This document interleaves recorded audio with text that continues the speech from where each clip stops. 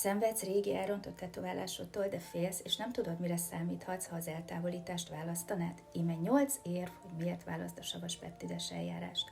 Savas kioldás 2-3 hetente lehet ismételni, ellenben a lézeressel vagy a sóoldatossal, amit csak 6-8 hetente. A savas garantáltan nem okoz hegesedést, míg a többinél fennáll a veszély, hogy heggel fog gyógyulni. Savas kezelésnél már 2 nap után elmúlik a pirosság. Más eltávolításnál akár 5-9 napig is eltartott a gyógyulás. Savas eljárás után akár azonnal érheti víz a kezelt területet, míg a lézer után 48 óráig nem érheti víz. Savas kioldó nem okoz drasztikus színelváltozást, viszont lézernél nagy esély van rá, hogy teljesen más színű lesz a tetoválás, zöld, rozsda, türkisz vagy padlizsán színű.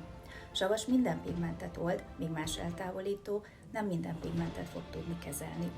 Savas eljárás minden színű tetoválást eltávolít, a lézer viszont számtalan színt nem lát, így nem fogja tudni eltávolítani.